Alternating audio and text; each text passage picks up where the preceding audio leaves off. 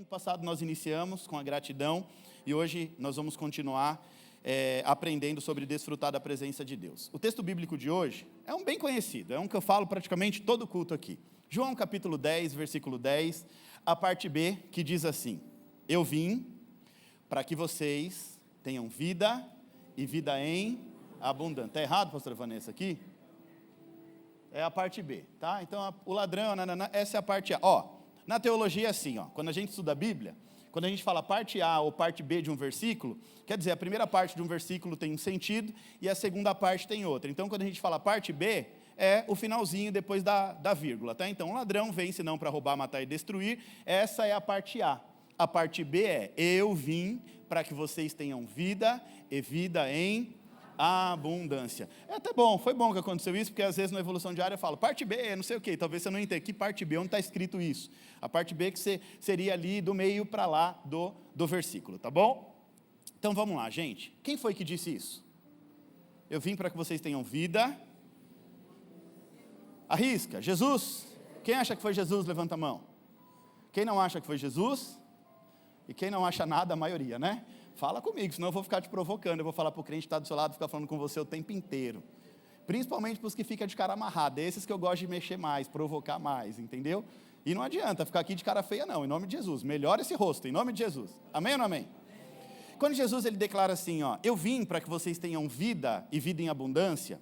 Na verdade, Jesus ele está se referindo a uma vida que vai além da existência física. Jesus aqui ele não está falando acerca de uma vida na concepção apenas do natural. Gente, nós precisamos entender isso. Isso aqui é base para todo cristão. Nós somos seres tricotômicos. Eu falo isso todos os cultos. Corpo, alma e espírito. E Jesus ele está apontando para uma vida no espírito. Uma vida construída com base no espírito. E essa vida construída no espírito, ela vai reverberar no físico e no emocional. Então aqui Jesus ele está apontando para algo sobrenatural.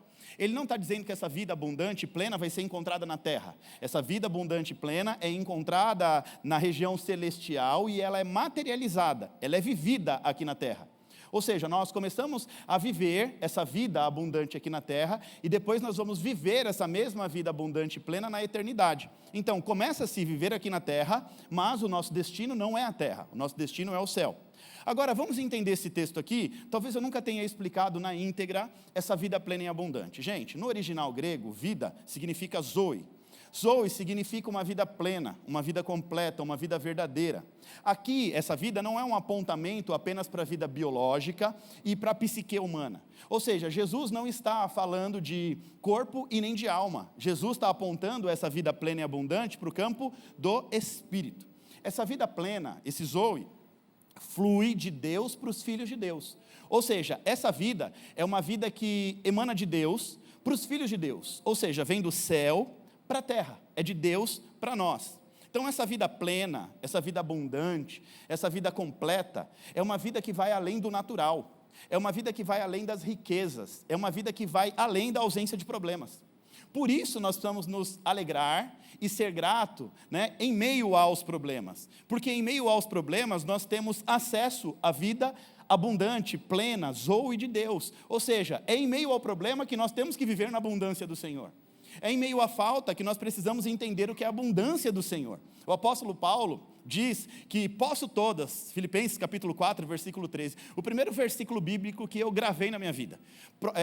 Posso todas as coisas naquele que me fortalece. O que Paulo está dizendo aqui? Para muitos vai colocar uma plaquinha e vai falar, eu posso viver as coisas boas da terra. Não é isso que Paulo está dizendo. Ele diz o seguinte, posso todas as coisas naquele que me fortalece. Já passei por necessidade, já vivi bem, já passei pela angústia, já passei pela alegria e aprendi a viver contente e grato por todas as coisas. Ou seja, em meio a todas as coisas, eu vivo a vida que flui de Deus para a minha vida. Ou seja, tem muita gente que quando passa por uma dificuldade, a cara está amarrada, fechada, está triste. Isso não reverbera a vida zoe de Deus para você.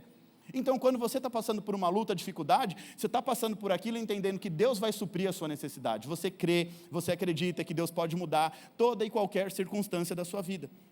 Então essa vida não é uma vida encontrada na terra. Você pode vasculhar os 4 cantos da terra, mas você não vai encontrar a vida plena e abundante. Por quê? Por mais que você vença na sua vida financeira, profissionalmente você é uma pessoa muito bem sucedida, cheia de dinheiro, está bem, mas você vai perceber que esse zoe, ele não vai alcançar a sua vida só porque você é rico.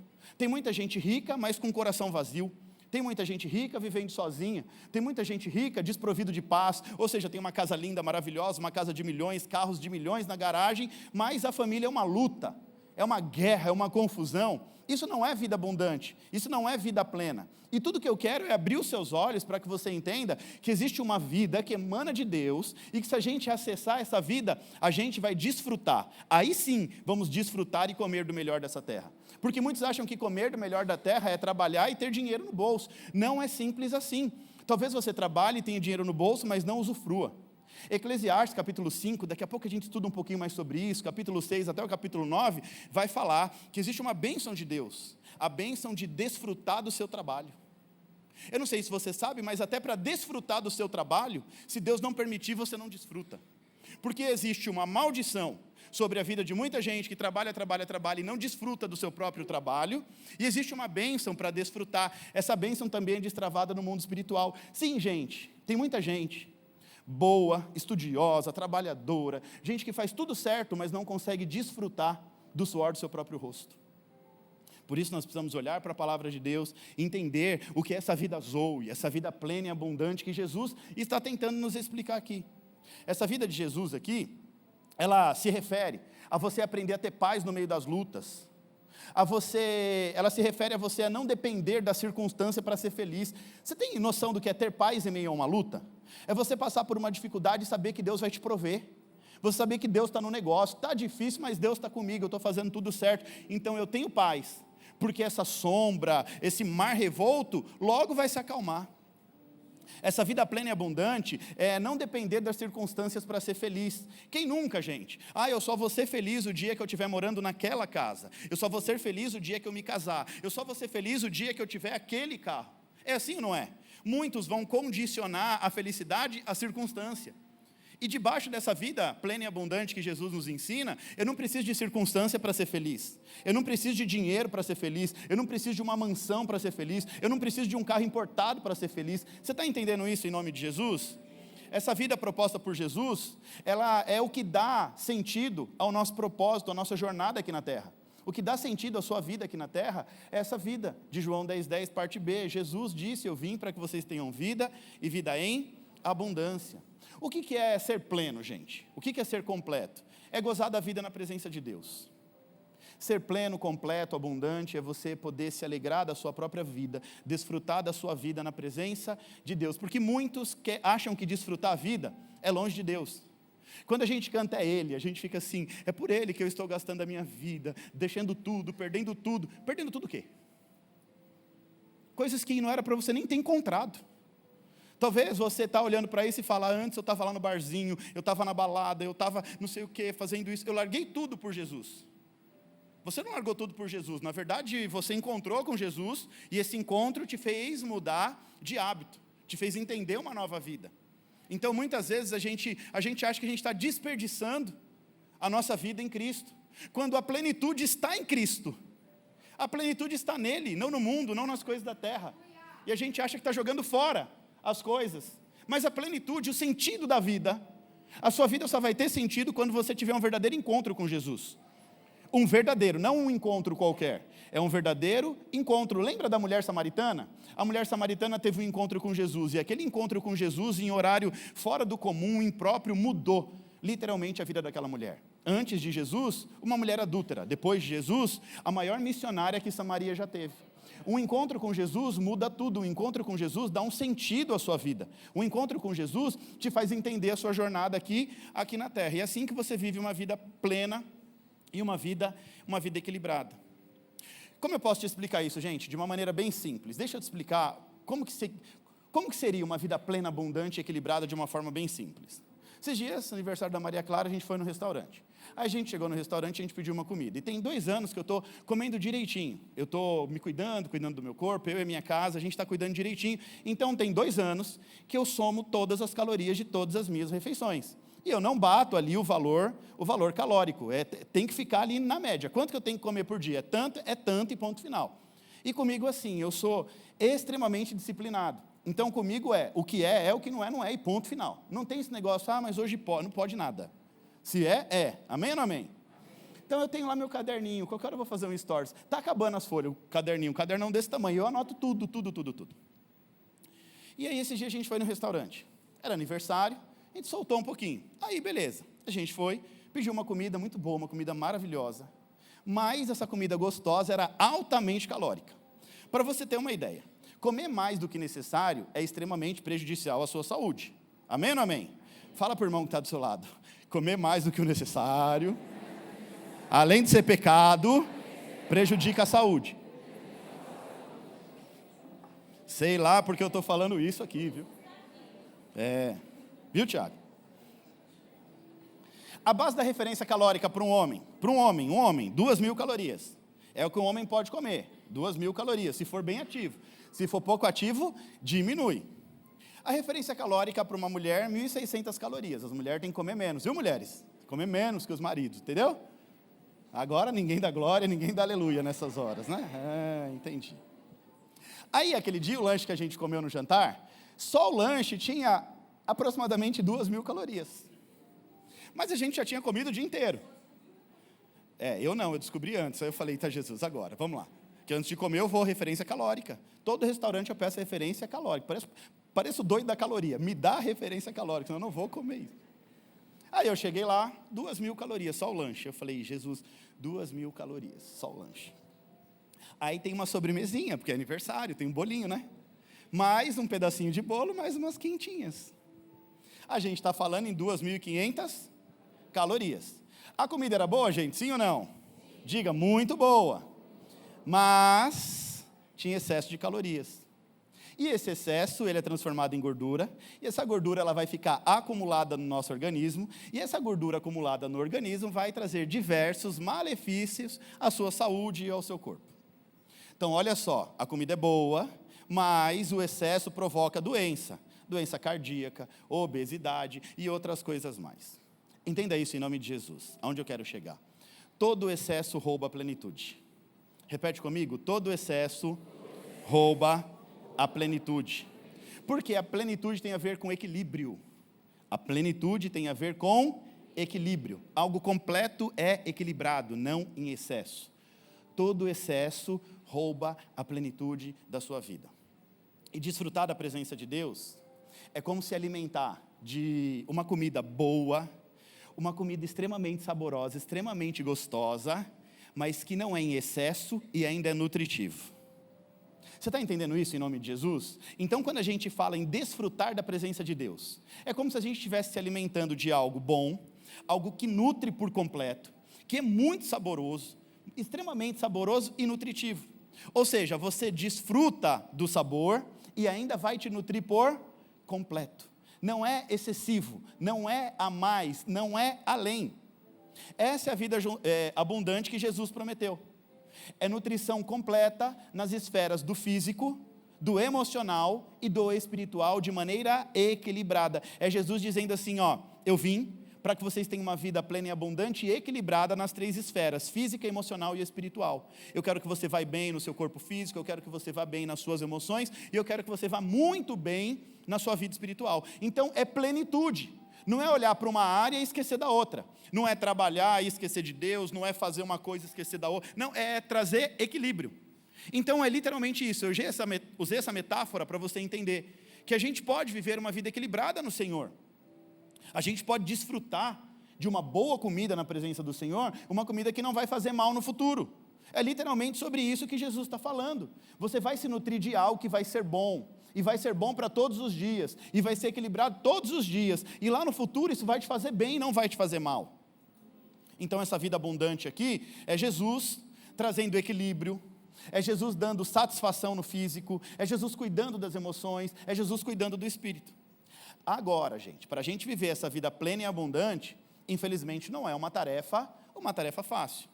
E por que não é fácil? Pergunta para mim, por quê, pastor? Porque muitos filhos não aprenderam a desfrutar da presença do Pai e vivem nos seus excessos. Eu vou repetir, muitos filhos, você é filho de Deus? Não aprenderam ainda a desfrutar da presença do Pai e vivem uma vida de excessos. O excesso de vontades próprias, o excesso de trabalho, sempre tem um excesso que te tira da presença do Pai. Sempre tem um excesso que não te deixa viver uma vida plena. E é assim, essa é a grande jogada da vida, é te manter preso nos excessos, para que você não viva uma vida nutritiva na presença de Deus, para que você não viva uma vida completa na presença de Deus. A vida material, humana, sempre vai te prender nos seus excessos, para que você não desfrute da presença do Pai, para que você não desfrute verdadeiramente da presença de Deus. Ou as pessoas estão envolvidas em excessos de distrações da vida, ou estão excessivamente com o coração ferido, com feridas mal curadas. Excesso de dores, excesso de falta de perdão, excesso de distração, se distraem facilmente e acabam não vivendo a presença de Deus. Excesso de mágoas, gente que se magoa por tudo, excesso de ressentimentos, excesso de decepções, ou seja, as pessoas estão presas nos seus excessos. Vamos entender isso de uma forma bem clara através da Bíblia. Lucas capítulo 15, eu falei que eu ia explicar sobre a parábola do filho pródigo a semana passada, comecei e agora a gente vai se aprofundar. Essa história aqui vai narrar a vida de um pai e seus 2 filhos. Diga comigo, um pai que tinha 2 filhos. Vou te explicar um pouquinho antes da gente ler o texto. O filho mais velho, a Bíblia diz que era um filho extremamente obediente. Diga, obediente. O filho obediente é aquele que segue as regras da casa. É aquele que o pai bota uma regra e ele fala, pai, não vou descumprir, vou até o fim. Esse filho segue as regras, anda nos princípios, ele serve ao pai, está lado a lado do pai. Está dentro da casa, nunca se afastou da casa, mas ainda não aprendeu a desfrutar a vida ao lado do pai. E por que ele não desfruta a vida ao lado do pai? Porque ele tinha o coração adoecido, o coração ferido. O coração dele estava adoecido. Mesmo estando dentro da casa, mesmo estando ao lado do pai, mesmo estando servindo ao pai, ele não consegue desfrutar da plenitude que é uma vida ao lado do pai. Porque o coração dele está magoado, o coração está ferido. Lá na frente a gente vai descobrir por quê. O filho mais novo, a Bíblia já diz que era o oposto do filho mais velho. O filho mais novo é um filho rebelde. Um filho rebelde que sabia que o pai era rico. E ele vai pedir a sua herança antecipada. E a Bíblia diz que herança antecipada é maldição. Ele diz assim, pai, dá a minha parte porque eu vou gozar a minha vida. Eu vou viver a minha vida do jeito que eu quero. Eu vou viver os meus excessos lá fora, longe de casa. Cansei de ficar em casa. Dá meu dinheiro, vou viver lá fora. Ele pede a herança. O pai era um pai bom, não queria confusão. Deu a parte da herança para o filho. Esse filho acha que vai desfrutar, mas ele quebra a cara e depois tem que voltar para casa. Os 2 filhos, os 2 pegaram partes boas do pai. Os 2. Olha só que interessante. Um pegou o bom costume do pai. O outro pegou a riqueza do pai. Mas ambos estão vivendo uma vida incompleta. Faz sentido para você? O filho mais velho está junto com o pai. Está ali, dentro de casa, servindo o pai, andando com o pai, mas não consegue desfrutar. Ele pega uma parte boa do pai, o bom costume do pai. Ele pega a parte boa do pai, a tradição da casa, mas ele não consegue desfrutar de maneira plena. O outro, ele pega a outra parte boa do pai, que é a riqueza. Presta atenção, olha só o que eu quero te dizer. Muitos querem desfrutar apenas da riqueza, das bênçãos que Deus pode proporcionar, mas as bênçãos longe da presença não é algo completo, é excesso, é desequilibrado. Jesus vem para prometer uma vida em equilíbrio, vida equilibrada. Então quando Jesus diz, eu vim para que vocês tenham vida e vida em abundância, equilíbrio. Você pode sim, não é pecado nenhum, usufruir, desfrutar das bênçãos que Deus pode proporcionar, e que Deus ama proporcionar aos seus filhos. A Bíblia diz que a natureza de Deus é uma natureza para suprir os seus filhos. Deus é um pai bom e zeloso, que quer dar coisas boas aos seus filhos. É errado então a gente vir para a igreja, buscar crescimento, desenvolvimento? Não, não é errado. O errado é você querer só um lado e não querer o outro. É você ser um desses filhos, eu só quero a riqueza. Aí tem um outro que está ao lado do pai, mas é uma cara de tristeza, amargurado, parece que a vontade era de estar lá fora. Está servindo a Deus, está fazendo as coisas de Deus, mas está sempre triste. Por quê? Porque o coração está adoecido. Está seguindo os costumes, está andando nas regras, está cumprindo os princípios, está andando na lei, mas nunca está feliz. sempre está triste. É como se andar ao lado do pai fosse um tormento. É como se estar na casa do pai fosse um peso. Então a gente tem um que pega o lado bom, dos bons costumes, o outro que pega a riqueza, mas ambos estão em desequilíbrio. Nenhum dos dois está vivendo uma vida plena.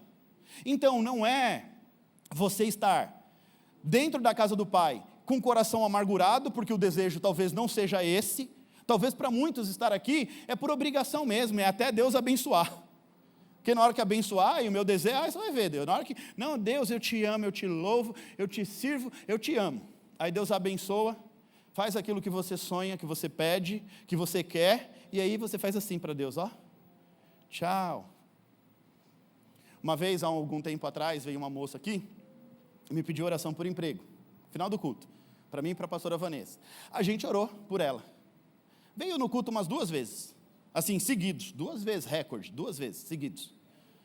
Aí arrumou um emprego, e aí mandou mensagem no nosso Instagram, pastores, consegui o melhor emprego da minha vida, nunca ganhei o que eu vou ganhar, o meu maior salário acho que foi 2.000, ela colocou, e eu peguei um salário de 4.000 reais, dobrou, estou feliz, estou bem, nossa, que bênção, tal. Passados 3 anos depois, recebemos uma mensagem da moça. Oi, que foi? Ora por mim que eu fiquei desempregado. Eu falei, eu não oro. Falei, vou orar não.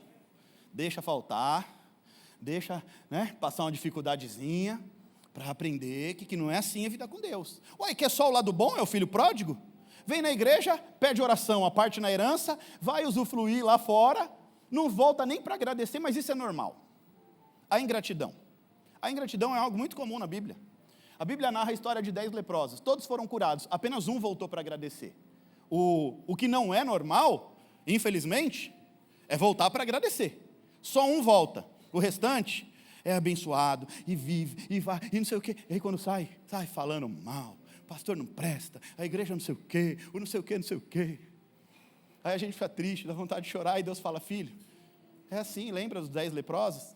Curei os 10, só um voltou para agradecer. Mas o interessante é que o que voltou para agradecer, a história continuou. Os que não voltou para agradecer, sumiu da história, a história acabou. Então o interessante da vida é literalmente isso. São os filhos do pai bom. E esses filhos, viu, para você não achar que é o irmão que está do seu lado, é você. Fala para a pessoa que está do seu lado, o pastor está falando com você.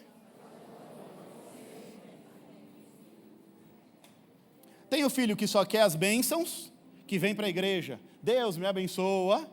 E tem o filho que está se doando, se dedicando, mas a cara é uma lamentação, uma tristeza, uma lamúria, uma coisa que a gente olha, a gente fala assim, Jesus do céu, não precisa fazer não, crente, deixa que eu faço. Porque está fazendo, mas o coração está ferido.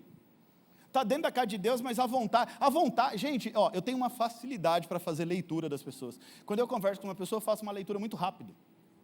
Porque Deus, além de ter estudado essa parte de inteligência emocional, eu consigo também, Deus me deu esse dom de conversar e saber onde está o coração. E eu vejo que muita gente até está, mas o coração não está aqui. Está aqui porque está esperando que Deus, é o filho pródigo, o mais novo, é o filho mais novo. Só está esperando a bênção, na hora que Deus dá a parte da herança, fui, tchau, nem me viu Deus. Volto depois, tá bom? É assim. Lamentável, mas assim é a vida cristã. E muitos que poderiam estar desfrutando da presença de Deus, estão na presença de Deus, não desfrutam porque o coração está ferido, às vezes triste com o irmão, chateado porque bota uma expectativa no pastor e aquela expectativa não é correspondida, porque é a tua expectativa. E é difícil que o pastor também tem isso. Tem hora que o pastor olha para uma pessoa talentosa e bota uma expectativa, fala, isso vai dar bom, vou ensinar, vou não sei o quê, aí não dá bom. A expectativa frustrada. Então a gente precisa aprender a lidar com as nossas próprias expectativas, e muitas vezes a nossa expectativa não é a expectativa do outro. O que a gente quer do outro talvez não é literalmente aquilo que o outro pode nos dar. Você está entendendo isso em nome de Jesus? Então aqui narra a história de 2 filhos. Um que só queria a bênção, e o outro que estava na presença, mas estava triste. E na verdade o que acontece? Nenhum dos 2 estava desfrutando da presença do pai. Ambos desfrutaram de uma parte, mas não de tudo aquilo que o pai podia proporcionar. E por isso, a Bíblia diz que ambos vivem vazios, ambos não conseguem viver a plenitude ao lado do pai. Sabe qual é a grande sacada da vida? É a gente desfrutar da vida na presença do Pai. É desfrutar da vida na presença de Deus. Não desfrutar da vida longe de Deus, é desfrutar na presença, ao lado, com Ele. Aí sim você vai desfrutar da vida. Vamos ao texto, gente. Lucas capítulo 15, verso 1 em diante.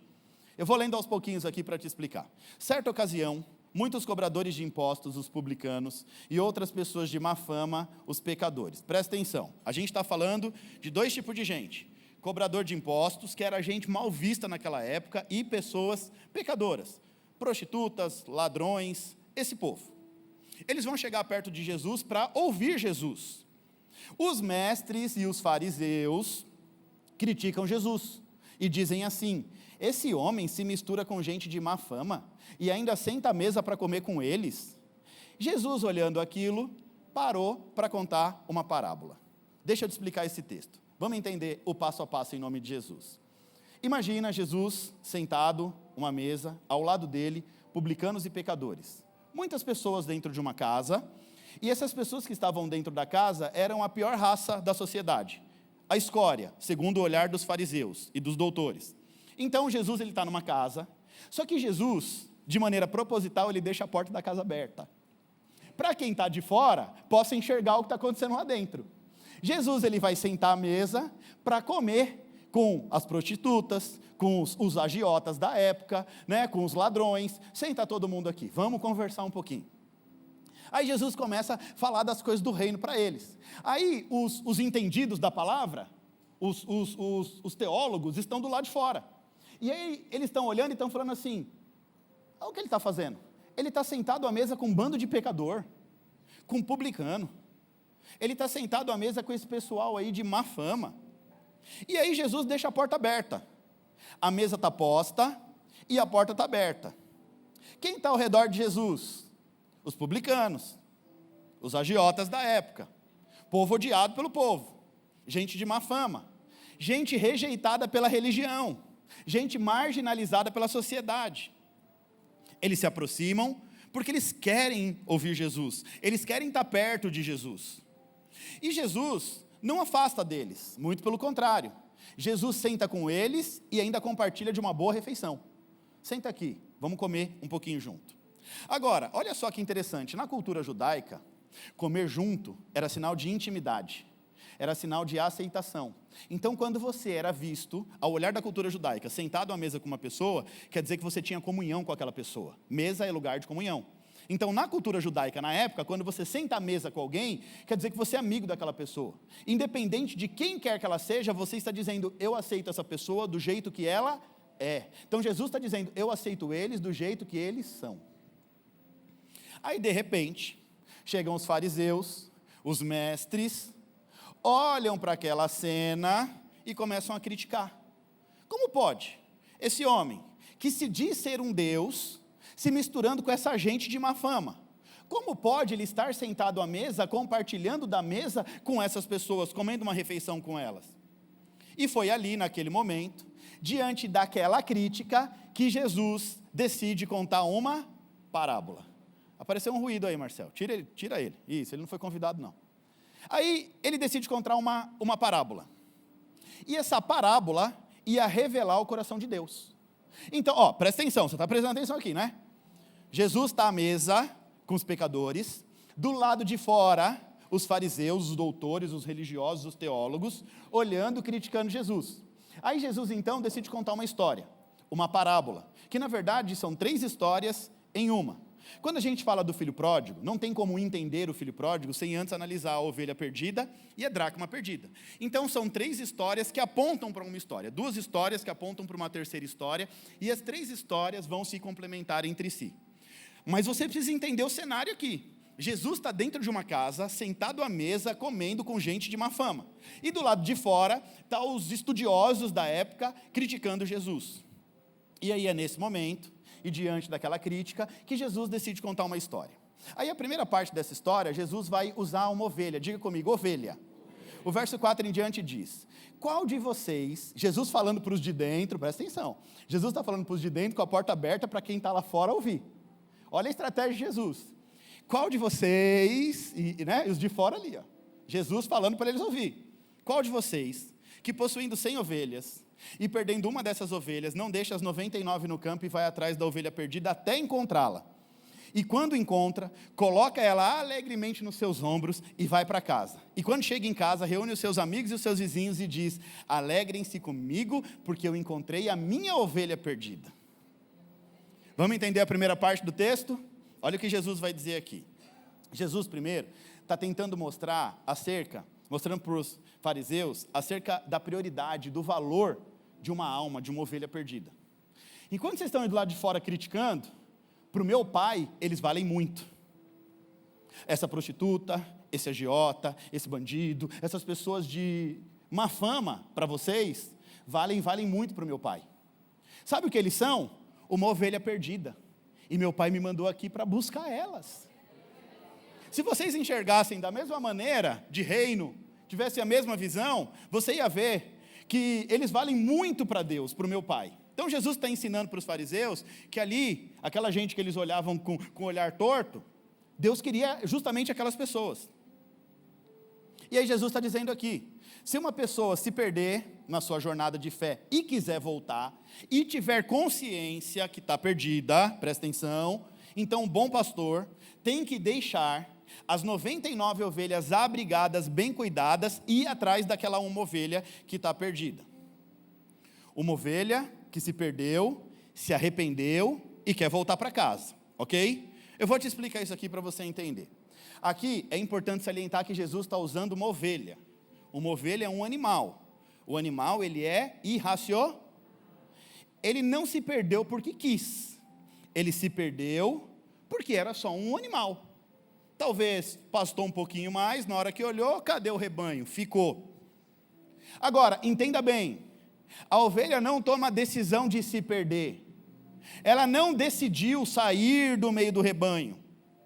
É um animal que se perdeu, que estava perdida, e sabia que estava perdida. Como que a gente sabe que a ovelha sabe que está perdida?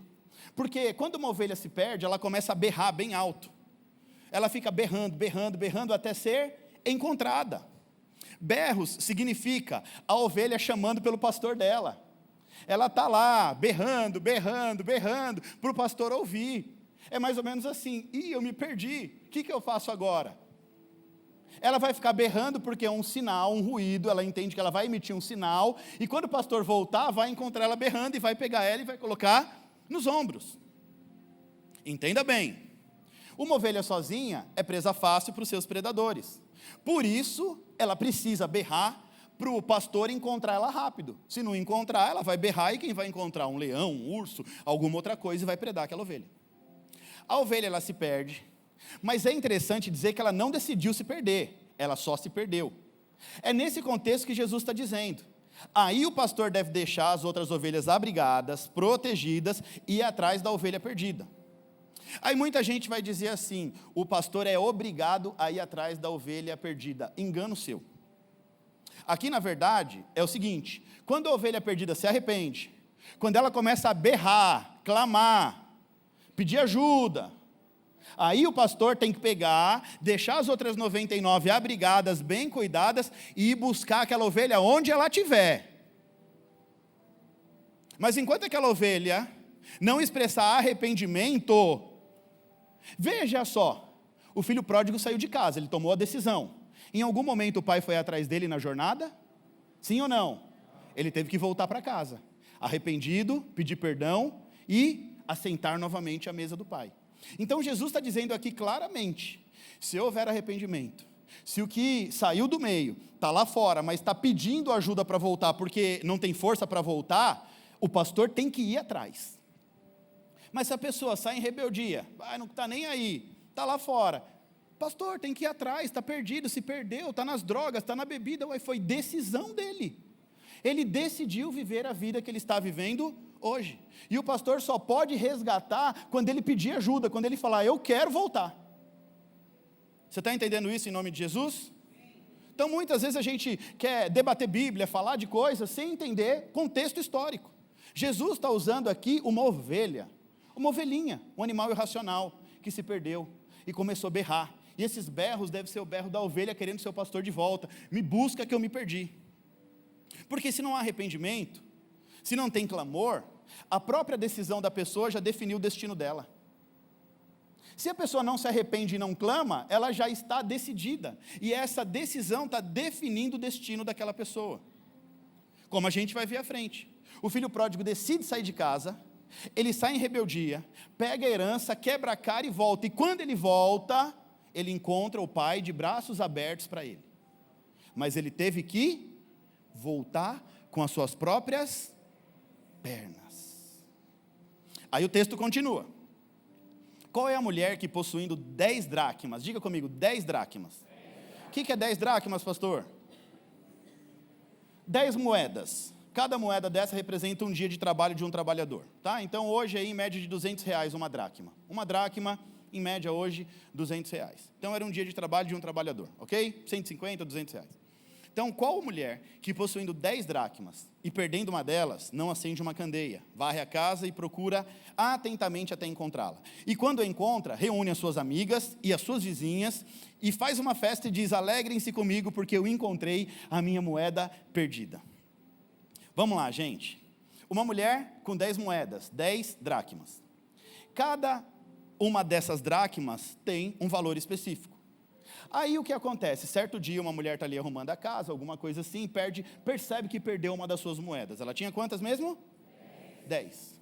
Aí o que ela fez? Ela acende uma candeia, uma lamparina da época, varre a casa inteira, tira o sofá, arrasta a mesa, olha em todos os cantos, até encontrar aquela moeda perdida. Aí, quando ela acha a moeda, a alegria daquela mulher é tão grande que ela chama as amigas, chama as vizinhas para uma festa, para um banquete na casa dela. Vai fazer uma festa. Mas pastor, tudo isso por causa de uma moeda? Faz sentido, gente? Uma festa por causa de uma moeda? Tem gente que faz festa por tudo, né? Mas festa por causa de uma moeda, me explica isso, vou te explicar. Na cultura do Oriente Médio, na época do casamento, o pai da menina, quando a menina ia casar, ele dava uma bolsinha e colocava 10 dracmas lá dentro. Entregava na mão da menina. Minha filha, guarda isso, esconde, não deixa ninguém tocar nisso. Aí essa moça ia viajar, ia morar em outra cidade com seu marido, essas coisas todas e tal. E o que acontecia?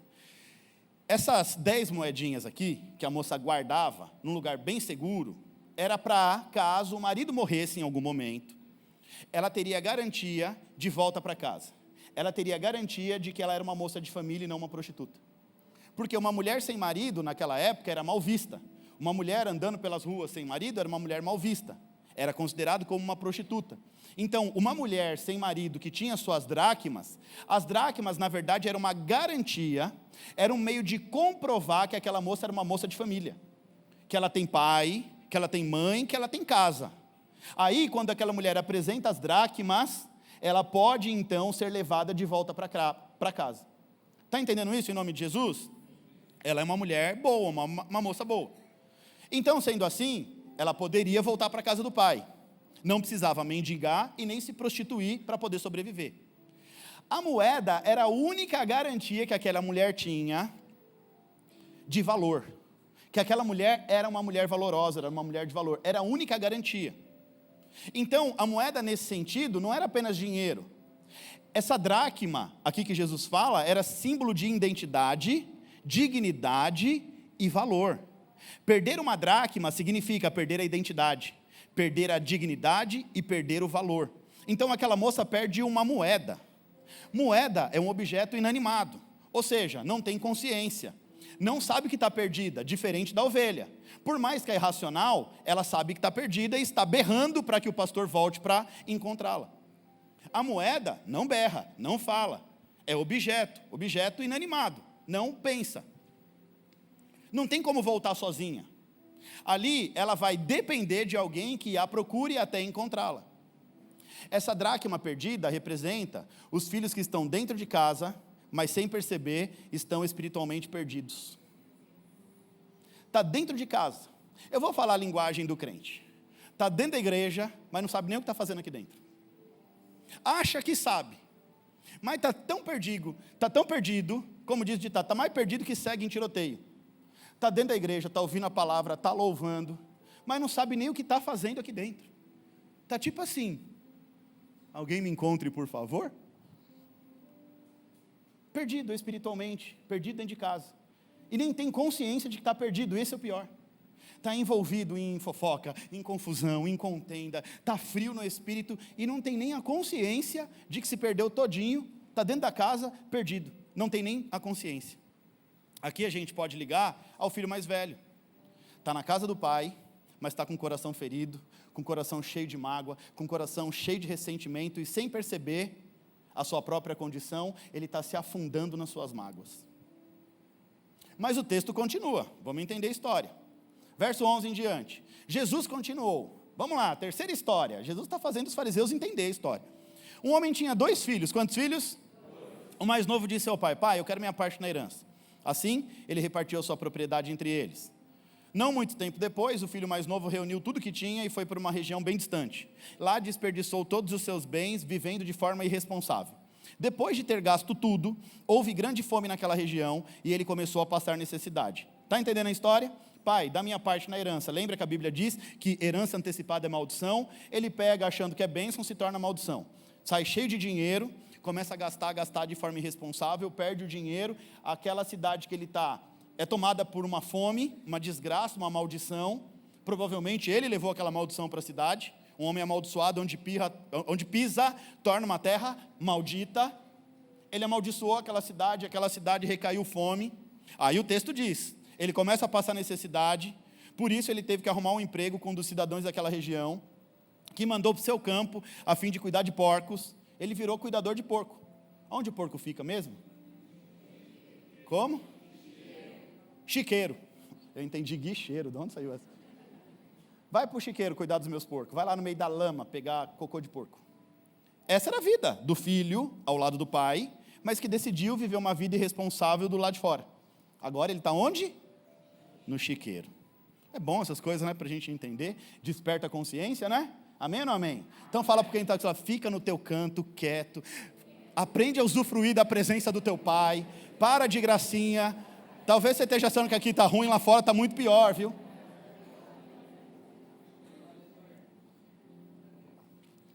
Essas pregações não saem glória a Deus, né? É uns negócios assim, Jesus. Ai, tá ruim, o pastor fica dando bronca em mim todo domingo. Fica quieto no seu lugar. Em nome de Jesus. Cuidado, vira para quem do seu lado, fala, vigia, crente. Cuidado, viu? Cuidado, fica quietinho na casa do pai. Fala, me ajuda a pregar. Você está desanimado? Fala, fica quietinho na casa do pai. Deus tem coisa boa para você. Vai, vamos melhorar o ambiente. Deus tem coisa boa para você. Mas fica quieto no seu lugar em nome de Jesus. Tira o olho do mundo. Para de querer as coisas lá de fora. Fica quietinho com Jeová. Amém ou não amém? Agora saiu um amém, né? É só falar que vem coisa boa, que aí amém, né? Vamos voltar para o texto. Aí, ele está cuidando dos porcos. Verso 16. Ele só desejava encher o seu estômago com as vagens de alfarrobeira. O que é uma vagem de alfarrobeira? Alguém do campo? Vagem de alfarrobeira.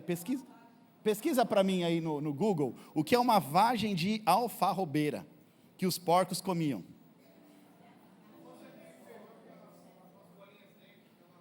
Feijão de corda. Vagem. É um negócio desse aí. Feijão de corda. É só, o pastor Fernando não gosta. Né, pastor Fernando?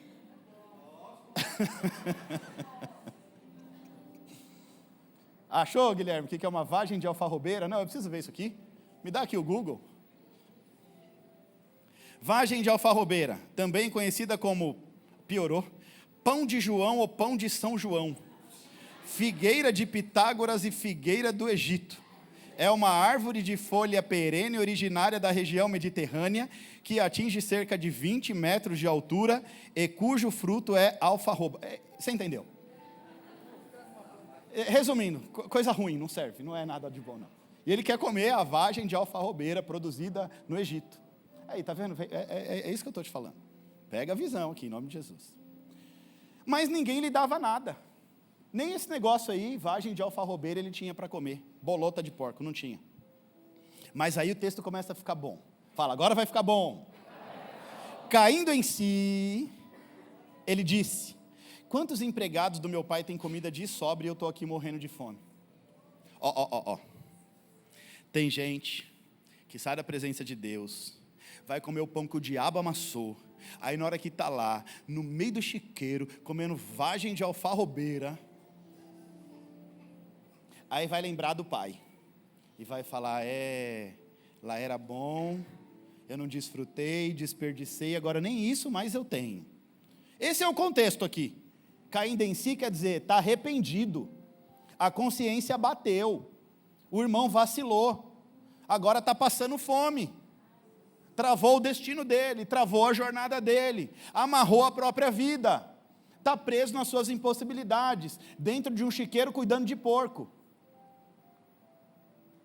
Filho do dono, herdeiro, tinha tudo para dar certo, mas, por conta dos seus desejos, estava vivendo no chiqueiro. Aí ele diz que está caindo em si aqui. Eu vou me pôr a caminho de casa, voltarei para o meu pai e lhe direi. Aqui ele está só pensando, viu? Ele está assim: eu vou voltar para casa. Aí na hora que eu encontrar meu pai, eu vou falar assim: pai, eu pequei contra ti, me aceita de volta, pai. Ele está ensaiando aqui uma coisa na cabeça dele, ó. Eu pequei contra o céu, pequei contra ti. Meu pai, eu não sou mais digno de ser chamado seu filho, trata-me como os teus empregados. Ele está pensando: eu vou voltar para casa, porque, gente, isso aqui é muito sério. É muito sério o que eu vou te falar agora. Às vezes as pessoas, elas têm os seus dilemas e acabam saindo da presença de Deus.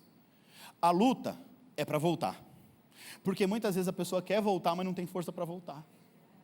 Aí na cabeça ela fica assim: eu vou voltar, não, eu vou chegar lá, eu vou falar com o pastor, eu vou falar com a pastora, eu vou falar com o meu amigo, eu vou voltar, mas aí vem, será que eles vão me aceitar? Como é que eles vão me ver a partir de agora?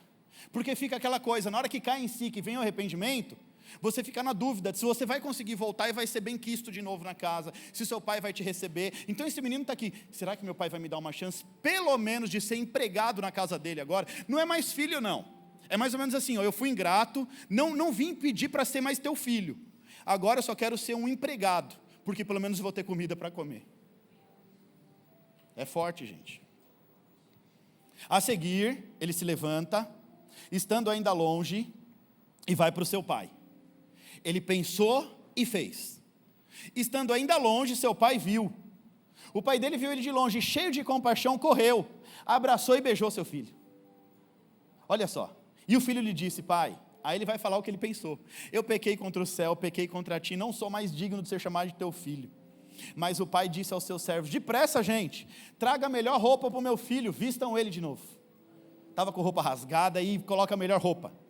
Aí o pai disse: vamos rápido, gente, coloca um anel no dedo dele, vamos, um anel, devolve a autoridade dele, ele é filho, ele tem direito à herança, põe um anel aí de governo no dedo dele.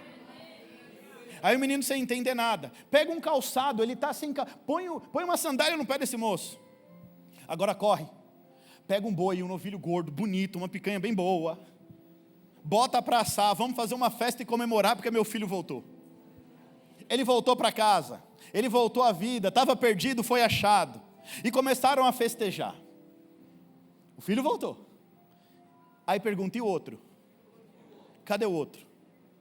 O outro está lá na porta, não quer participar da festa, porque o outro está triste. Poxa, pera, eu estou do lado do velho, cuidando dele, honrando ele, nunca falei mal dele, limpo a casa, arrumo, cuido do curral, dos boi, dos cavalos, vou lá no chiqueiro, arrumo os porcos, faço tudo, dou ordem para todo mundo, a fazenda está linda, maravilhosa, tudo funcionando.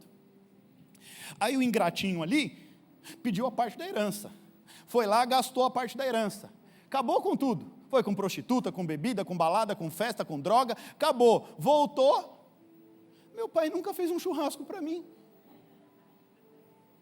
estou aqui com ele o tempo inteiro, nunca recebi um churrasco. Ele nunca mandou pegar uma picanha para poder fazer assado e falar: vem meu filho comemorar. Aí esse rebelde que estava na rua fazendo o que quis, está lá, todo mundo festejando. Eu fico imaginando o pai fazendo assim: vem filho, e ele: não vou, dá um ré do pé. Vem meu filho, entra aqui, vamos festejar, vamos desfrutar, seu filho voltou. Eu não vou pisar nessa festa, não quero, nunca tive uma picanha para mim, por que eu vou agora entrar para comer picanha dele? Enquanto isso, o filho mais velho, que estava no campo, se aproximou da casa, ouviu uma música bem alta, dança. Então chamou um do servo e perguntou: o que é que está acontecendo? E o servo respondeu: seu irmão voltou, seu pai matou um novilho gordo, porque o recebeu de volta são e salvo. O filho mais velho então ficou irado e não quis entrar. Então seu pai ficou ali insistindo: vamos, meu filho, para a festa, entra, vem comigo. Mas ele respondeu ao pai: olha, todos esses anos eu tenho trabalhado como um escravo.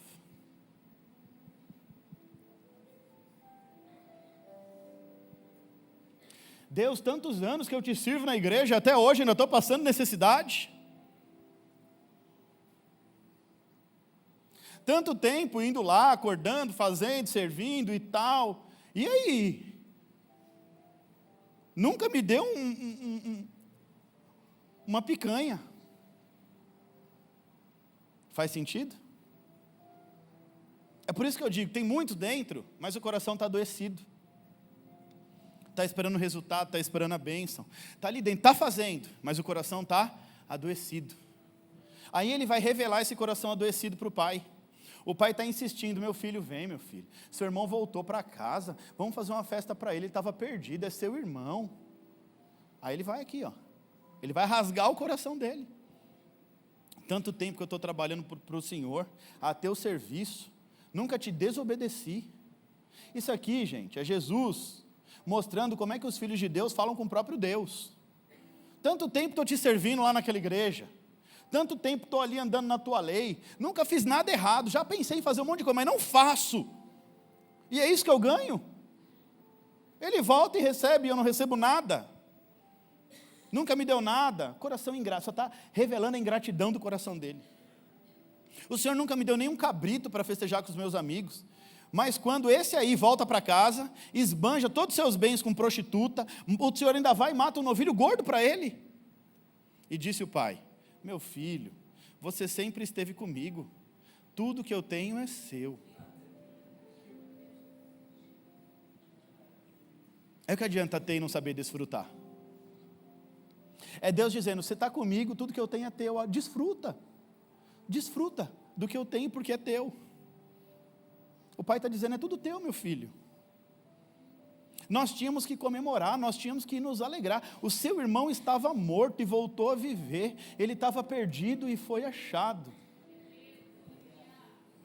Aqui a gente vê que não é um animal irracional.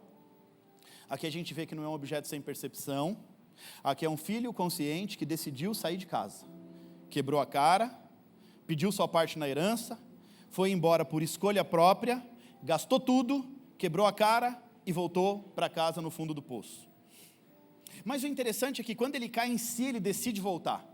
Ele reconhece o seu erro e diz: pai, eu pequei contra ti, pequei contra o céu, pequei contra a terra. Me aceita de volta, pelo menos que seja como um escravo. Mas o pai, bom, está sempre de braços abertos. O pai recebe, abraça, perdoa e manda fazer uma festa. Sabe por quê? Porque esse é o coração do pai. Esse é o coração do pai, chamando seus filhos ao arrependimento, chamando seus filhos à consciência. E para Deus, arrependimento é motivo de celebração. Quando uma pessoa se arrepende, quando o irmão que estava desanimado volta para a igreja tem que se alegrar, tem que ficar feliz, tem que abraçar. Quando uma alma se rende a Jesus, é hora da gente pular de alegria. Ah, mas não é o meu irmão, não é a minha mãe, não é o meu pai, não é o meu primo, não é meu filho. É teu irmão. Porque quando a gente chegar no céu, isso que a gente conhece de pai, de mãe, de marido, no céu, não se casa, não se dá em casamento, não se tem casamento. Eu e Vanessa no céu vamos ser irmãs, filhas do mesmo Deus, irmãos, filhos do mesmo Deus. O teu pai, a tua mãe na terra, no céu vai ser o teu irmão. Por isso que a gente tem que se alegrar por todos. O pecador que entra pela porta, às vezes a gente julga, a mulher que às vezes vai com uma roupa um pouco mais assim, o rapaz que entra um pouco mais assado, porque não sei o que, gente. Nós somos os filhos da casa, nós estamos dentro da casa. Aí a Bíblia diz: onde está o seu coração, ali está o seu. Como é que está o nosso coração para receber essas pessoas? Será que o nosso coração está para abraçar e para festejar com o pai? Ou a gente vai ficar de birra do lado de fora, não vou entrar. Já que ele está aí, eu não entro. Nunca tive um pedaço de picanha, Era isso que o menino estava cobrando, fazendo birra com o pai. Todo o teu lado o tempo inteiro, servindo, limpando, cuidando, zelando. Você nunca fala de mim, nunca me valida. Agora ele. Você percebe, os dois filhos estavam perdidos, gente. Um se perdeu no dinheiro, nas bênçãos, outro se perdeu dentro de casa, nos afazeres, fazendo e reclamando. Aí Jesus vai contar toda essa história para ensinar que o filho mais novo era aquela ovelha perdida, que se perdeu, berrou e foi encontrada. Já o filho mais velho é o que estava à porta, dentro, estava perdido dentro da sua própria casa, como a dracma. Ele não sabia, mas ele também estava perdido igual o outro. Um se perde, berra e volta, o outro se perde e fica quieto. Está perdido dentro de casa, não está usufruindo nem desfrutando. Ambos estavam deixando de desfrutar da presença do pai. Estava ali o pai, no meio de tudo aquilo, querendo entregar o melhor para eles.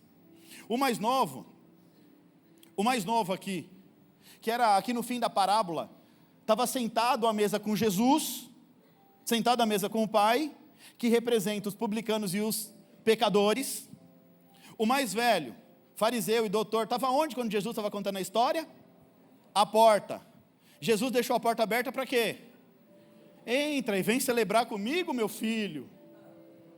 Vem, meu filho, sai da porta, entra e vem celebrar.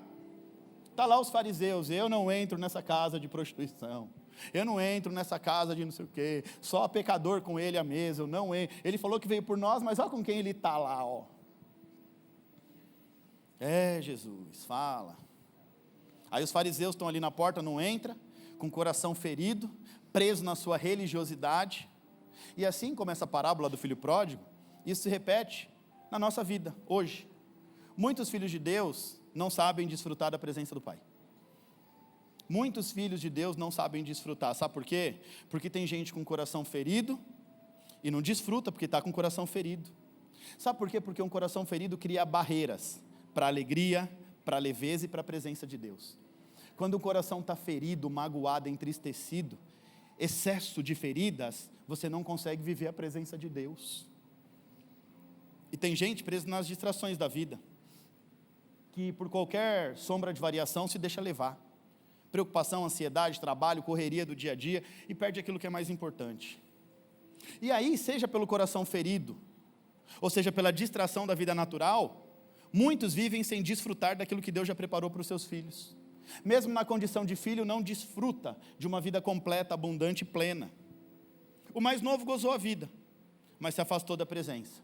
Gozou por um tempo, desfrutou por um tempo, longe da presença do Pai, se desfruta por algum tempo. Por algum tempo. O mais velho fica dentro da casa, mas também não gozou da vida. Também não desfrutou da presença do Pai. O mais novo acessou a riqueza e foi viver os seus sonhos. O mais velho permanece na casa, mas não está satisfeito. Isso aqui é um chamado à consciência. Tem crente dentro da casa que não está satisfeito. Tem crente dentro da casa que, na verdade, só quer a bênção para poder usufruir lá fora. Vou falar. O que eu mais vejo como pastor, muita gente indo buscar a bênção que Deus pode proporcionar. Isso é muito comum. Buscar as bênçãos do Senhor, aquilo que Deus pode destravar. Deus, eu sei que sem o seu favor eu não vou conseguir destravar. Eu quero as suas bênçãos. E aí vem. Mas aí, como o filho mais novo, quer desfrutar das bênçãos, mas não quer ter o compromisso. O filho mais velho tinha um compromisso, mas estava com o coração ferido. O mais novo quer desfrutar da bênção, mas não quer ter o compromisso. Eu quero desfrutar da bênção que Deus pode me dar, mas eu não quero ter compromisso com o Senhor. Sabe aquela questão? Às vezes, a gente é tão ingrato, que a gente vai falar assim para Deus: Deus, a minha vida agora é casa, trabalho, igreja. Uma vez, eu lembro que nós tivemos uma crise muito brava no casamento e quase deu ruim. Foi brava a crise. E aí um diácono, que eu era líder da diaconia, falou assim para mim: presbítero Vitor, eu era presbítero na época, pode falar um negócio de coração? Toma cuidado. Falei, com o quê? O parque de diversões da sua filha é o saguão da igreja. Aquilo entrou como uma flecha no meu coração, foi uma ferida assim. Eu falei, eu estou sendo negligente com a minha casa. Eu não era o Vitor de hoje, experiente, maduro. Eu ainda era um jovem, começando a carreira ministerial, e eu falei assim, eu estou negligenciando, é por isso que meu casamento está dando ruim, eu vou perder as minhas filhas, e não sei o que, eu comecei a ouvir um monte de coisa na minha cabeça. E aí eu queria entregar ministério, queria parar com tudo. Aí eu lembro que nós estávamos fazendo uma oração em casa, e foi um pastor Silvio, ele pegou na minha mão e falou assim, meu filho, Deus está mandando eu te dizer que você não vai parar nada, não é para parar nada, agora que vai começar. Um pouquinho mais cedo eu já tinha ligado na faculdade, 3º ano de teologia, pedindo baixa da faculdade. A moça da recepção falou, calma, vai na sua igreja no domingo, segunda você toma essa decisão. E eu ali já querendo encerrar com tudo, porque eu vi aquilo, e entrou no meu ouvido, e aquilo estava me fazendo mal. Só que hoje eu dou graças a Deus, porque hoje eu formei 2 moças de caráter, continuo formando, mas eu sei que foi o saguão da igreja que moldou o caráter dessas meninas.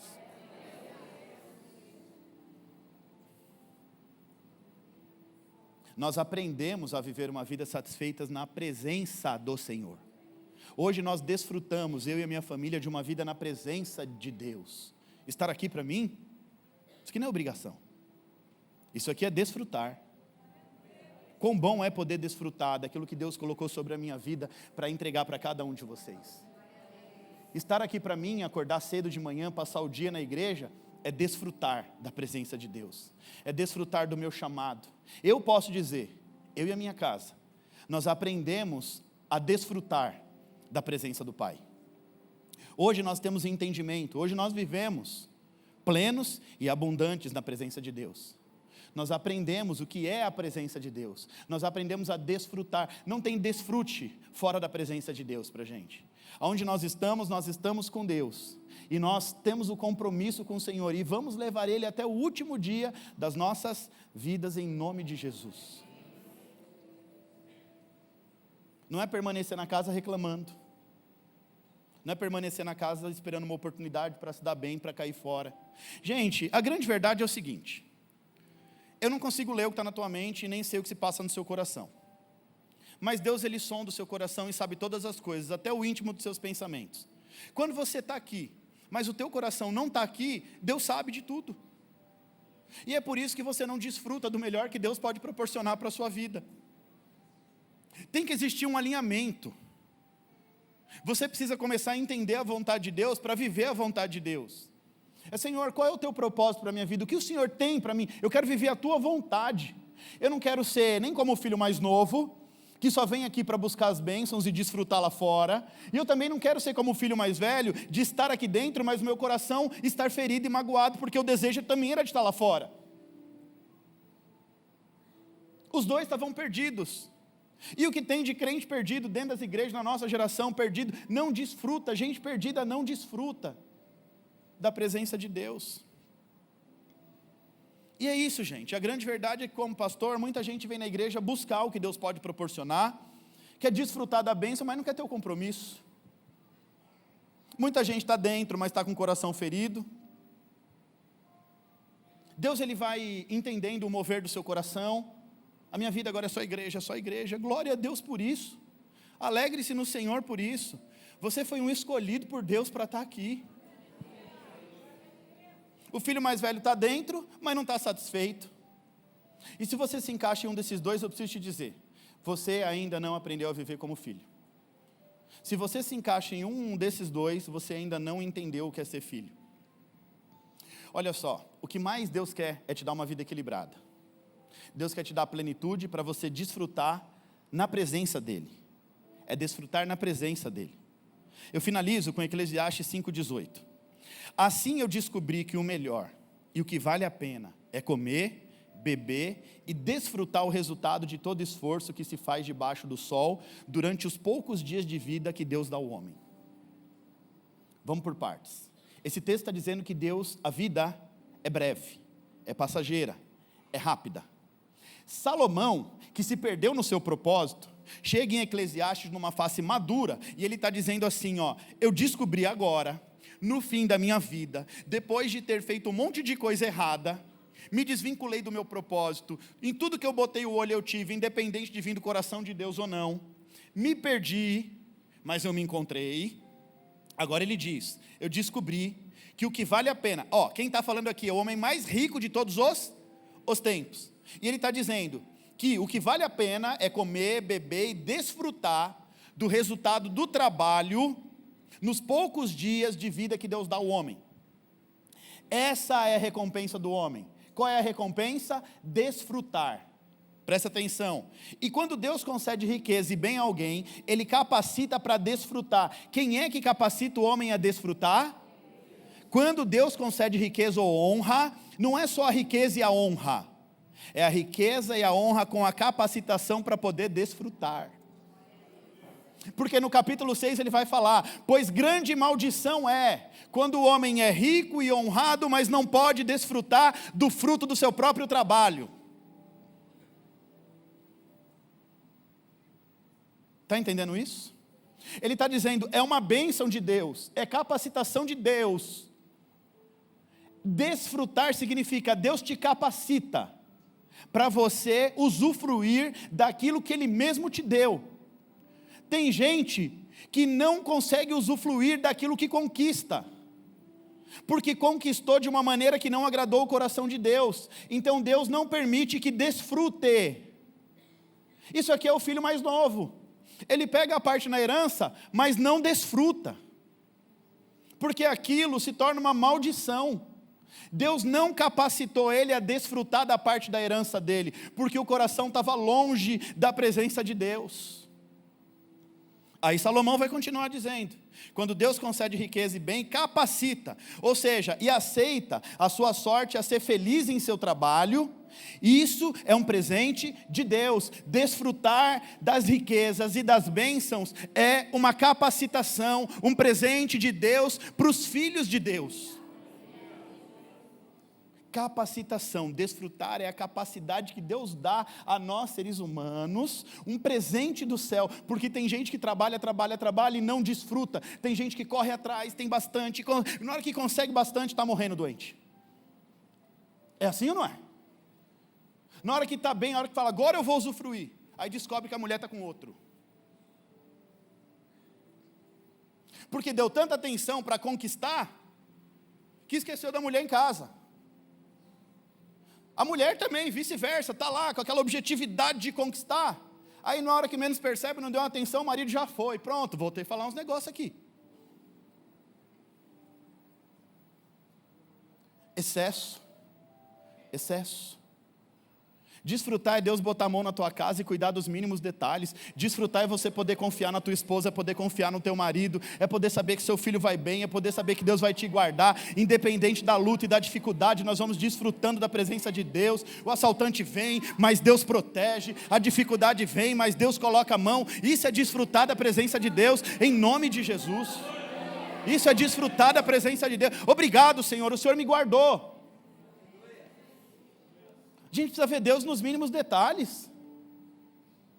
Deus vai nos guardando o tempo inteiro. Essa semana eu estava conversando com os pastores, aí parece que o seu cunhado, né, pastora Lúcia, faleceu porque comeu uma salada, gente. A salada tinha uma bactéria, a bactéria subiu para o cérebro, morreu. Olha só, gente. A gente às vezes acha que a gente é super-homem, que não sei o quê. A vida é breve, passageira, é rápido. Uma bactériazinha te destrói. Uma bactériazinha te destrói. Às vezes você acha que é o super-homem. Você percebe que Deus está nos chamando para um nível de consciência maior? Entender que tudo vem dEle, tudo é para Ele. Nós precisamos aprender a ser mais gratos. É isso. A gratidão, ela precisa ser a sua base, mover o seu coração. Sabe qual é a bênção? Trabalhar e desfrutar. A bênção é Deus te capacitar a desfrutar do presente de Deus, desfrutar da tua esposa, desfrutar do teu marido, desfrutar da tua casa, desfrutar do teu carro, desfrutar do que é teu. Desfrutar das tuas coisas, isso é um presente de Deus. Desfruta. Mas reconheça que tudo que você tem veio de Deus. Desfruta da tua saúde, vai dar uma caminhada, vai dar uma corrida, vai fazer uma academia, quando puder viajar, desfrute da tua viagem, desfrute, mas reconheça que tudo vem da mão de Deus. A hora que você estiver desfrutando, aí você lembra do compromisso. Você está entendendo isso em nome de Jesus? Está desfrutando, mas você lembra do compromisso. Fala, pera, Quem foi que destravou minha vida? Foi Deus. Então eu tenho um compromisso com Ele. E aí você começa a desfrutar com compromisso. Desfrutar na presença de Deus. Não é desfrutar porque agora eu tenho e abandona a presença de Deus. Aí Deus não te deixa desfrutar.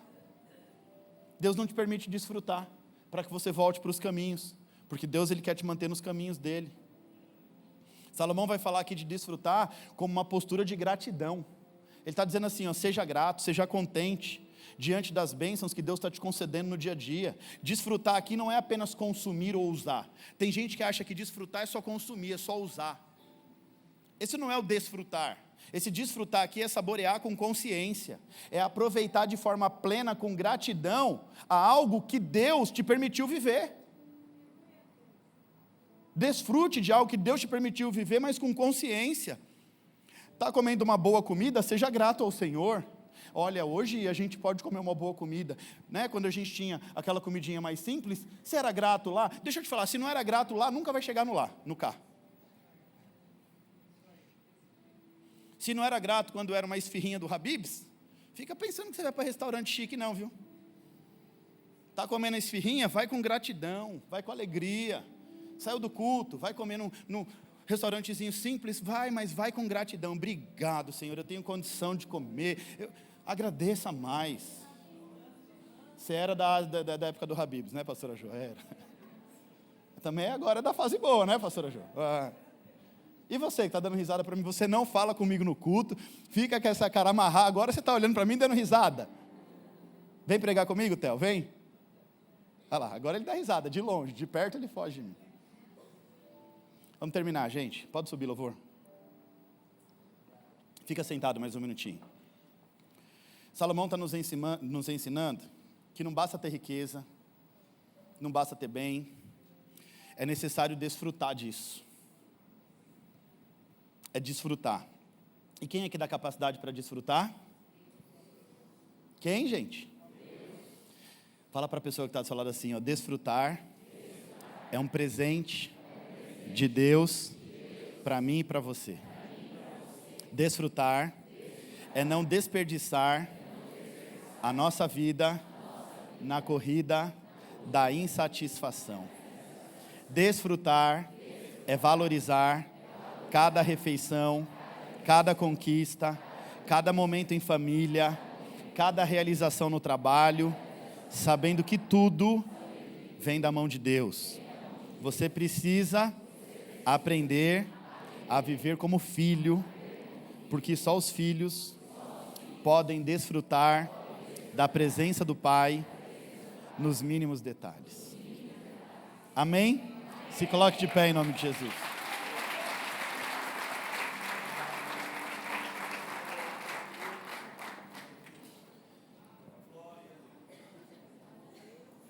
Que nós possamos ser tomados por uma consciência e aprender a desfrutar daquilo que Deus tem preparado para nós.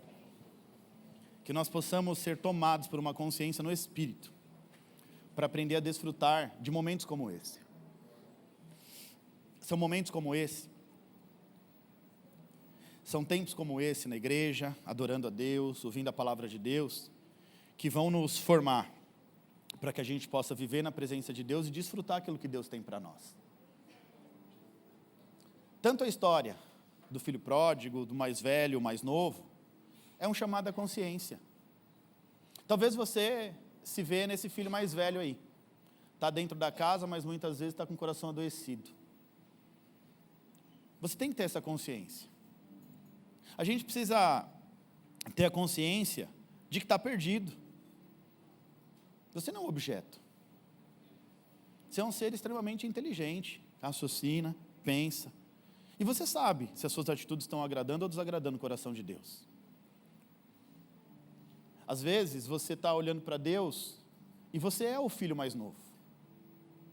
Só está interessado no fundo do seu coração que Deus abençoe a sua vida, te coloque na posição que você quer, para que você possa desfrutar, mas não na presença, longe da presença. Desfrutar na presença de Deus é abraçar o seu chamado, abraçar o seu compromisso, abraçar o seu propósito. E ainda assim você consegue desfrutar e muito das coisas de Deus. É que o desfrutar, espiritualmente dizendo, é totalmente diferente do desfrutar na carne, no natural. O desfrutar no natural é excesso. O desfrutar no espírito é equilíbrio. É desfrutar de maneira equilibrada, plena, constante. É um desfrutar constante, você vai desfrutando e desfrutando e desfrutando. Hoje nós aprendemos a desfrutar da presença de Deus, e desfrutar vai muito mais além do que ter coisas. Muito mais além do que ter coisas. Talvez a sua vontade é de possuir coisas, o que não é um pecado. Mas entenda, desfrutar é muito mais do que ter. Porque tem gente que tem e não desfruta. Porque Deus não capacita para desfrutar. Então é ter com a capacidade, entender que o que você tem é um presente de Deus. E Deus te capacita a desfrutar. O verdadeiro desfrutar é aprender a viver como filho. Com o coração curado, com o coração grato, livre das distrações que roubam a plenitude da vida de Deus na sua vida. Desfrutar é aprender a ser filho, com o coração curado, cheio de gratidão pelo que Deus já te deu, pelo que Ele ainda vai fazer também, livre das distrações que vão te roubando. A plenitude, a vida abundante que Deus prometeu, você precisa se capacitar para viver ela. O filho mais novo se perde porque só quer as bênçãos do pai. O filho mais velho também se perde porque deixou o coração se abater dentro da própria casa. Mas no fim, tem um pai bom e zeloso de braço aberto, oferecendo uma festa para um e insistindo para o outro entrar. Sabe qual é o convite de Deus nessa manhã para mim e para você? Para a gente poder todos juntos sentar à mesa. Nós estamos à mesa do Pai. Para poder saborear da vida plena que só Ele pode dar, da vida equilibrada, da vida abundante, que só existe na presença do Pai. Não tem plenitude e abundância fora da presença de Deus. Não tem plenitude e abundância longe da casa do Pai. Você pode até se enganar, achar que vai conseguir desfrutar longe da casa do Pai. Mas isso é passageiro, temporário e efêmero. Jesus está nos chamando a viver de forma diferente, sentar à mesa. Sabe o que é desfrutar? É reconhecer que tudo que nós temos vem de Deus. Cada detalhe é como um presente do céu para mim e para a sua vida. O fato de você estar aqui hoje é um presente de Deus para a sua vida. É um presente do céu. O fato de você estar respirando, isso é um presente do céu para a sua vida. Desfrutar do nosso servir é um privilégio na casa do Pai. Desfrutar significa aproveitar intensamente. Viver a experiência com prazer e alegria. Desfrutar significa aproveitar de forma intensa.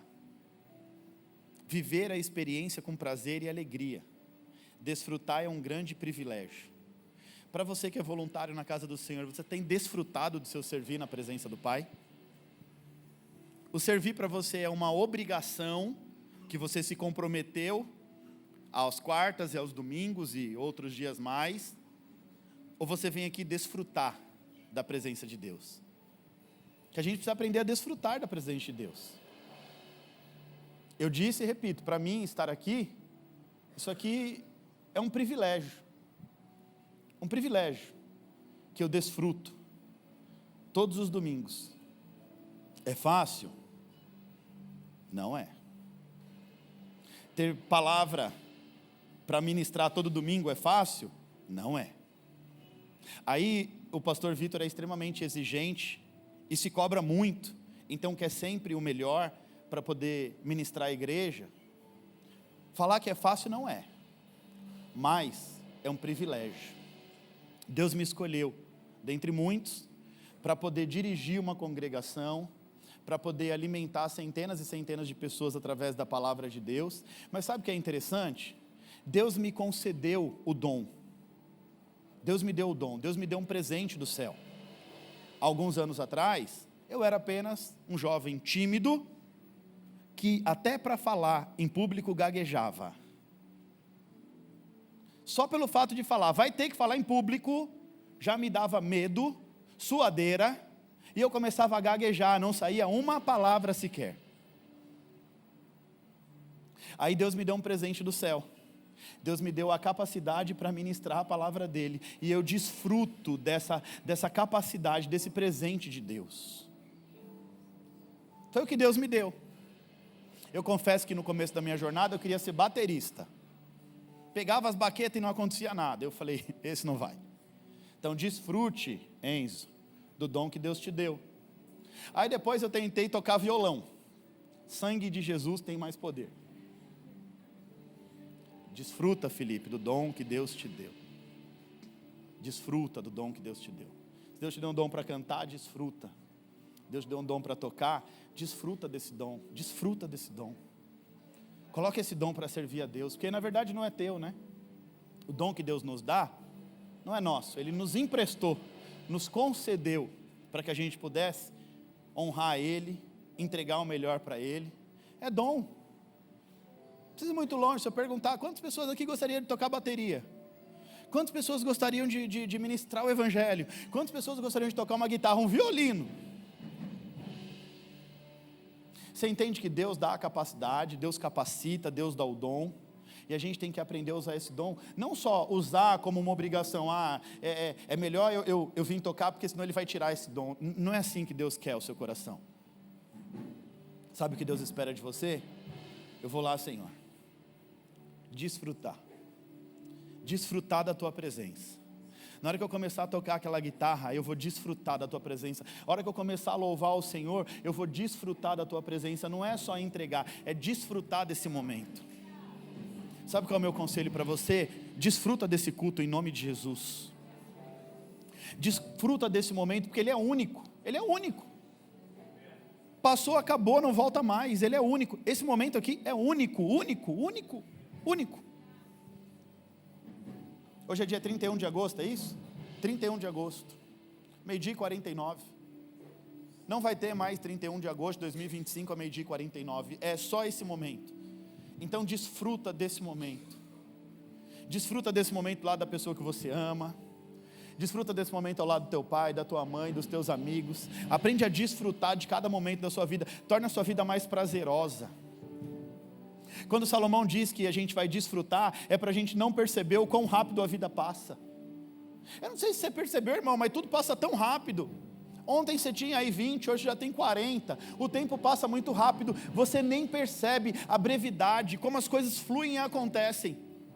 Mas aí Salomão está ensinando aqui em Eclesiastes que Deus nos capacita a desfrutar da vida, mesmo que seja breve. Desfrutar é não perceber que ela está acabando, a gente está desfrutando. Os nossos dias na terra estão se findando. Só que a gente, se ficar percebendo isso, a gente fica louco.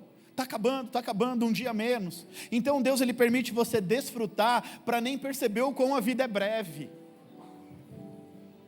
O Espírito Santo fala muito forte ao meu coração. É tempo da gente aprender a desfrutar. É menos obrigação e mais coração. Diga, menos obrigação e mais coração. Desfrutar do seu casamento é menos obrigação e mais coração. Está entendendo isso? Quem tem pai e mãe vivo aí? Desfrutar do seu pai e da sua mãe é menos obrigação e mais coração. Eu vou lá visitar o velho lá, né? Está quase pedindo herança. Menos obrigação e mais. Eu venho para o culto por quê? Porque eu sou obrigado a estar aqui. Eu venho para o culto porque eu tenho que estar aqui, eu sou obrigado.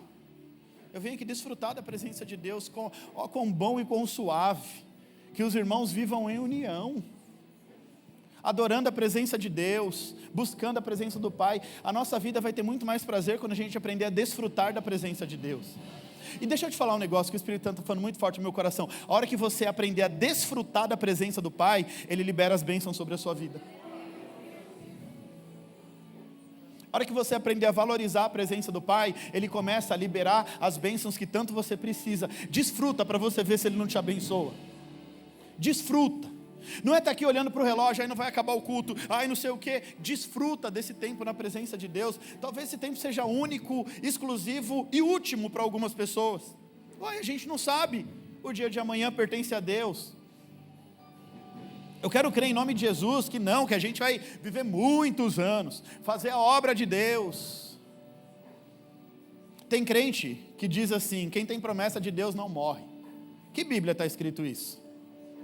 Porque lá no livro de Hebreus, os heróis da fé, a Bíblia diz que Abraão, mesmo tendo promessa, morreu.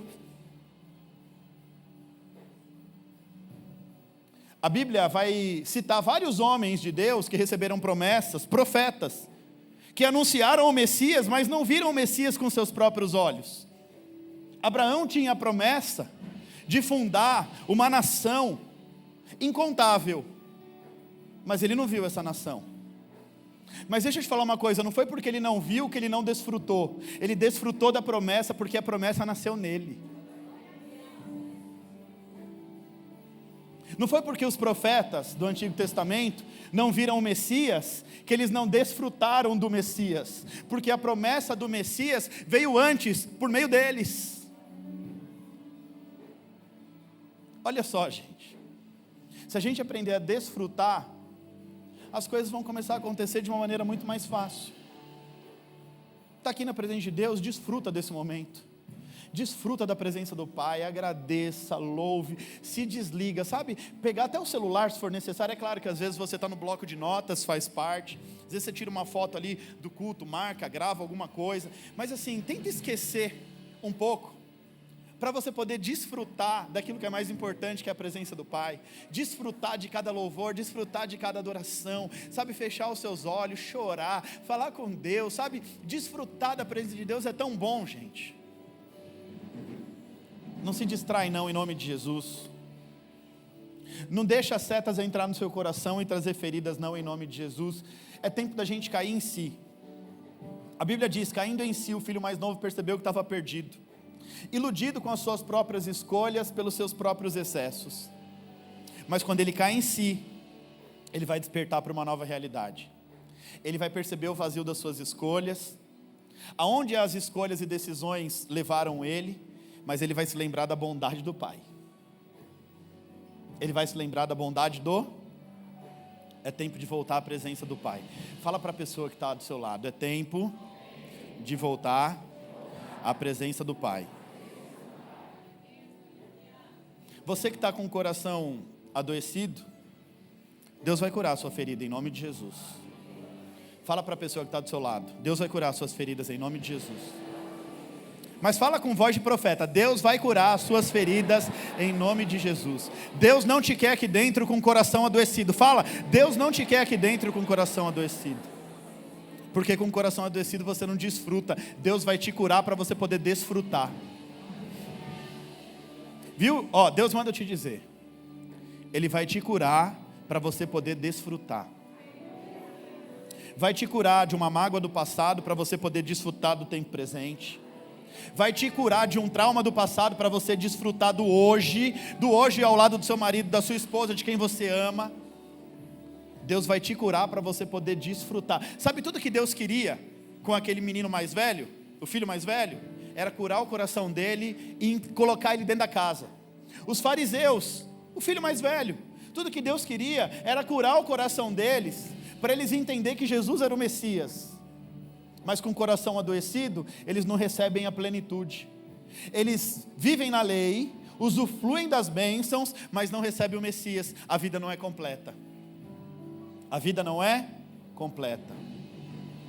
Quem estava longe e voltou para casa, Deus te trouxe aqui hoje porque Ele manda eu te dizer: é tempo de desfrutar da presença do Pai. Você não está aqui por acaso. Você não criou força para voltar para a igreja por acaso. Você está aqui porque Deus vai começar a permitir com que você desfrute da presença do Pai. Então Deus hoje vai curar coração adoecido para desfrutar da presença. E Deus está trazendo de volta para desfrutar da presença também. Nós somos filhos, herdeiros legítimos de Deus, e temos direito e acesso à herança do Pai. E nós vamos desfrutar do melhor de Deus para as nossas vidas, em nome de Jesus. Fecha os teus olhos em nome de Jesus, vamos orar. Repita assim comigo: Senhor meu Deus, hoje eu entendi que desfrutar da Tua presença é viver com gratidão, equilíbrio e plenitude.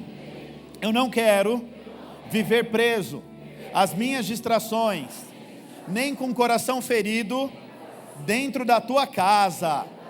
Eu quero aprender a ser filho de verdade, sentar à sua mesa, desfrutar da sua vida, a vida abundante que Jesus conquistou para mim. Meu Pai, eu reconheço que tudo vem de Ti, cada bênção, cada conquista, cada momento é um presente do céu para a minha vida. Por isso, eu escolho viver plenamente na Tua presença, curado, restaurado e com o coração grato. E eu declaro, em nome de Jesus, que a partir de hoje, eu vou desfrutar da vida abundante, eu vou desfrutar da Tua presença, e como filho amado, eu vou viver na plenitude, em nome de Jesus. Amém. Amém.